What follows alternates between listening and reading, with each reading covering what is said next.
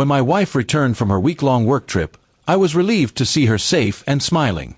She looked tired but happy, carrying her suitcase into the house like she had just completed a marathon. I helped her unpack while she talked about meetings, dinners, and long hours. At first, nothing seemed unusual. I was simply glad she was home. Later that evening, as I sorted through the laundry, I noticed something odd on one of her dresses. There were faint white stains near the neckline and on the fabric. At first, I thought it was just food or spilled drink from a busy day. But as I looked closer, the marks seemed different. They weren't like coffee or wine. A strange uneasiness settled in my stomach.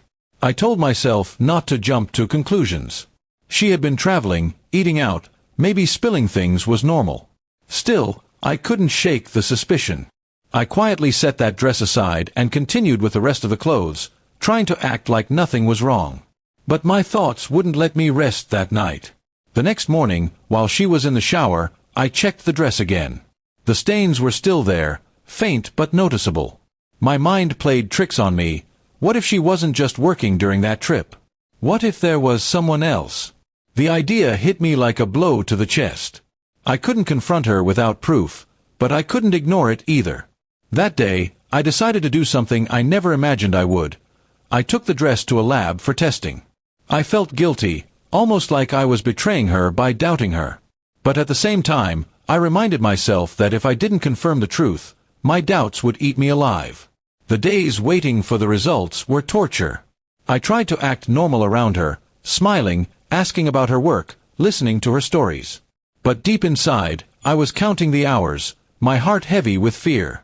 Every time she laughed or looked at me with affection, I wondered if I was being unfair, if I was about to destroy trust for no reason. When the results came back, I held the envelope in my trembling hands. I almost didn't want to open it. I told myself that if it confirmed my worst fear, my marriage would never be the same. And if it cleared her, then I was the one at fault for doubting her. Either way, it was a turning point.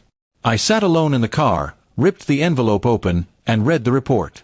The stains weren't from food, detergent, or anything harmless. They were organic traces, the kind that confirmed my fear. They weren't mine. My chest tightened, my throat dry. My suspicion had turned into undeniable truth. That night, I couldn't even look at her the same way.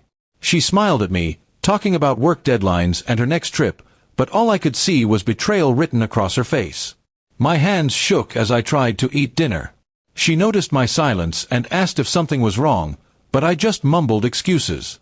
I didn't confront her right away. I needed to think, to breathe, to decide whether I wanted to hear her lies or the truth. I kept the report hidden in my drawer, staring at it every night, as if the words burned themselves deeper into my memory. Finally, one evening, I asked her directly, "Did anything happen on your work trip that you haven't told me?" She froze, her fork halfway to her mouth. Her eyes widened for a second, then she forced a smile. "What do you mean?" she asked. My heart sank. That reaction told me everything. I showed her the report. Her face went pale, her lips trembled, and she had no explanation left. She tried to deny, then she tried to cry, then she tried to blame me for not trusting her. But the evidence was clear. Trust was broken, shattered like glass, and no amount of words could repair it. That night, I slept in the guest room. She knocked on the door, begged me to listen, but my heart was too heavy to hear. I realized I had lost the woman I thought I knew, and she had lost the man who once trusted her without doubt. Now, as I sit here writing these thoughts, I know one thing: a marriage without trust is already gone. The stains weren't just on her clothes, they were on our relationship, permanent and unwashed. And no test result can change that truth.